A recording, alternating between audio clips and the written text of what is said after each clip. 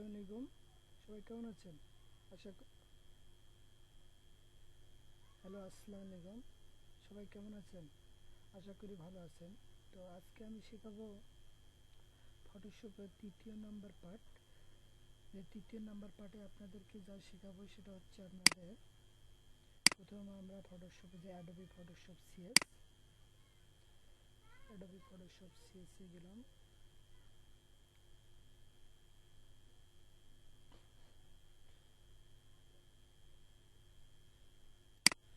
Adobe Photoshop সিএসে আপনারা প্রথমে দেখেছেন সিলেকশন টুল, রেক্টেঙ্গুলার টুল, ইলিপ্টিক টুল, সিঙ্গেল রো টুল এবং সিঙ্গেল কলাম মার্কুইট টুল।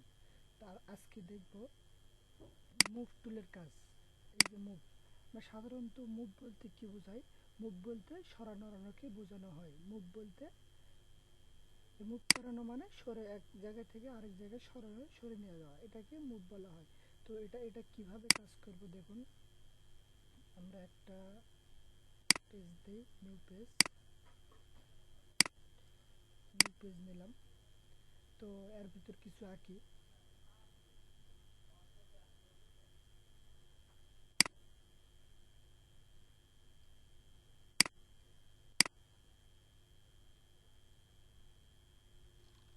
তো দেখুন মুভ টুলের কাজটা কি।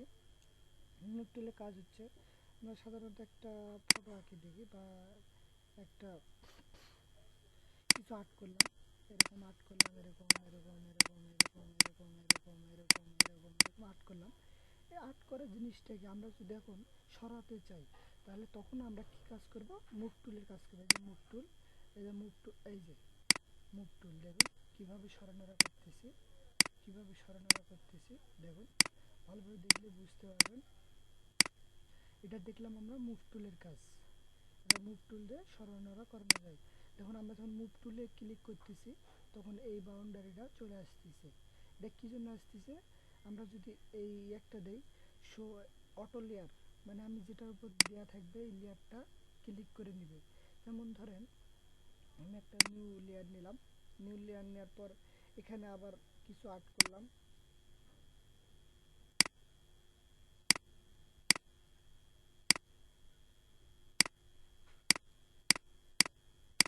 তারপর আরেকটা লেয়ার নিলাম, এই লেয়ারে এটা আর্ট করি। দেখুন এখন দেখুন এই যে লেয়ারটা, এখানে আমরা যখন মুভ টুলে ক্লিক করতেছি এই বক্সটা চলে আসতেছে, এই উপরে একটা চলে, এটা হলো লেয়ার, অটো লেয়ার। আমরা যখন দেখুন আমি যখন এটাতে ক্লিক করতেছি আমরা অটোমেটিকলি 1 নম্বর লেয়ারে যাচ্ছি। তারপর আমরা যখন এটাতে ক্লিক করতেছি 2 নম্বর লেয়ারে যাচ্ছি। তো তৃতীয় নম্বর তৃতীয় নম্বর লেয়ারে নিয়ে যাচ্ছি। এটা কিভাবে বুঝতেছি? আমরা এই অটো সিলেক্ট লেয়ার এখানে যদি তুলে দেই তাহলে আমরা কোন লেয়ারে কাজ করতেছি বুঝতে পারবো না, মানে যেটাতে কাজ করি ওটাই আমরা করতে পারবো। দেখেন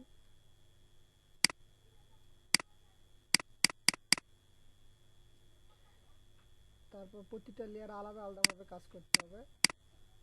এভাবে আলাদা আলাদা লেয়ারে ক্লিক করে করে কাজ করতাম। তো আমরা এটা লেয়ারটা অটো করে দিয়েও কাজ করার সুবিধাও আছে, তেমনি অসুবিধা আছে। আমরা অসুবিধাটা পরে দেখব, সুবিধাটা হিসাবে কাজ করব। এখন আমরা এই লেয়ারে ক্লিক করলে এই লেয়ারে চলে এসেছি।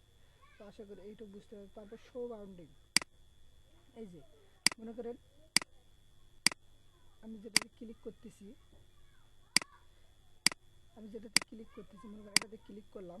এটাতে ক্লিক করার পর শো বাউন্ডিং দিলে আমার এই জিনিসটাকে এরা মানে সিলেক্ট করে রাখতেছি, আমি ছোট বড় যা মন চাই তাই করতে পারতেছি। এটা হলো শো বাউন্ডিংয়ের কাজ। তারপর আসতেছে দেখেন কিভাবে এই বক্সটা আসতেছে।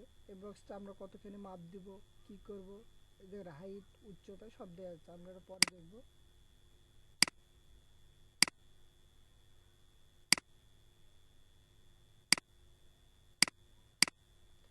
তারপর আছে আপনার, তারপর আছে কি আমাদের অ্যালাইনমেন্ট।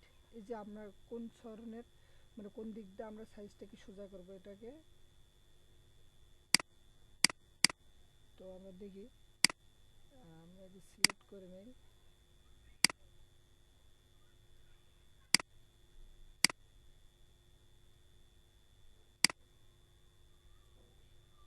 সিলেক্ট করে নেওয়ার পরে মুভ টুলে চাপ দিলাম। দেখেন কিভাবে আমরা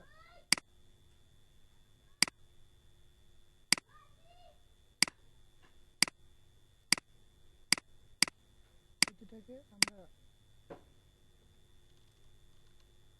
এই ছিল আমার বুঝতে পারতেছেন। দেখেন আমি যখন যেদিকে ক্লিক করতেছি সেদিক দিয়ে আমরা অ্যালাইনমেন্ট ঠিক করে নিচ্ছি। দেখুন অ্যালাইনমেন্টটা ঠিক। আপনারা এভাবে যদি কোনো বক্স আঁকাআঁকি করেন, স্যাম্পল ধরেন একটা বক্স আঁকালাম,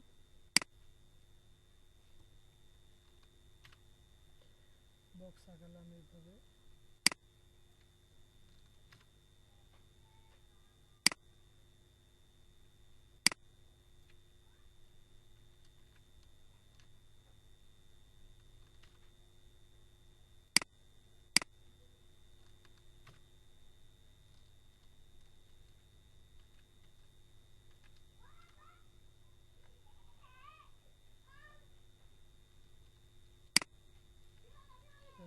এভাবে নিলাম।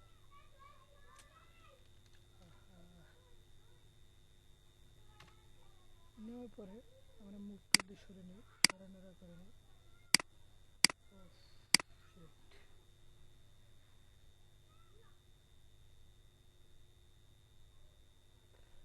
তো আশা করি বুঝতে পেরেছেন। আমার ভিডিও দেখে যদি আপনাদেরকে ভালো লাগে তাহলে সাবস্ক্রাইব করবেন, আর যদি ভিডিও দেখে বুঝতে সমস্যা হয় তো আমাকে কমেন্ট করে জানাবেন। আপনাদের কোনো ভিডিও টিউটোরিয়াল যদি কোনো ভিডিও দরকার লাগে বা কোনো ভিডিও বুঝতে যদি না পারে, ভিডিও টিউটোরিয়াল যদি আপনাদের জন্য বানাতে লাগে আমি বানাবো, আপনারা কমেন্ট করবেন। আশা করি ভালো থাকবেন, সুস্থ থাকবেন। আমার ভিডিও দেখে আপনারা অ্যাডোবি ফটোশপ সিএসএস পুরোটা আমি যেন শেখাতে পারি সেই তৌফিক দান করবেন। আপনাদেরকে শেখায় আমার কাম্য। তো ভালো থাকুন, সুস্থ থাকুন।